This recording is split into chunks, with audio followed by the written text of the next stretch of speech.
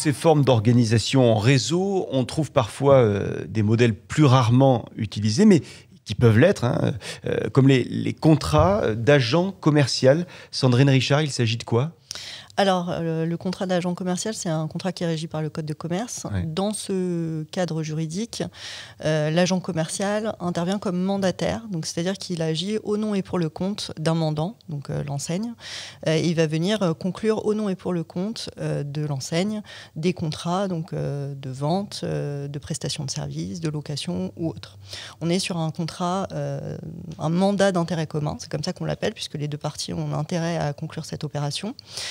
C'est un modèle qui est assez peu employé et qui est plutôt assez souvent écarté par les clients qui réfléchissent au modèle contractuel qu'ils vont mettre en place.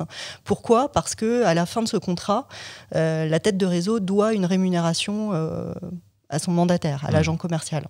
Sauf dans des hypothèses restrictives, lorsqu'il y a une faute grave qui a été commise par le partenaire ou lorsque c'est lui qui décide de ne pas renouveler le contrat. Donc, compte tenu de cet aspect financier lourd à la fin de la relation, c'est pas un modèle qui est beaucoup employé et qui est recherché par les enseignes. Sylvain Bartholomeu.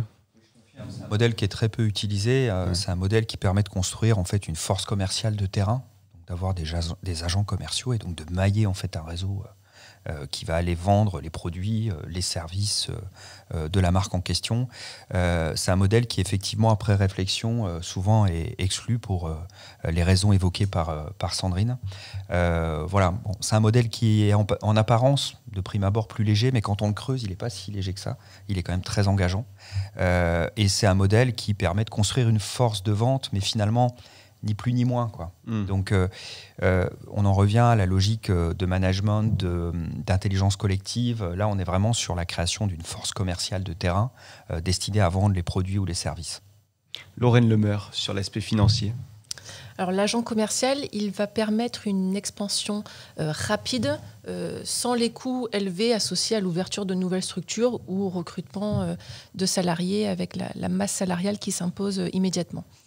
Elle facilite l'entrée sur de nouveaux réseaux avec une flexibilité qui est accrue. Donc, les agents commerciaux sont souvent bien adaptés pour connaître les spécificités locales, pour réagir rapidement aux changements de marché et aux besoins des clients et pour assurer une meilleure performance et satisfaction des clients. Donc, en déléguant certaines fonctions, pas toutes, mais certaines fonctions à des agents commerciaux, on va pouvoir renforcer la notoriété et la présence de la marque sur différents marchés sans compromettre la qualité et les services de standard.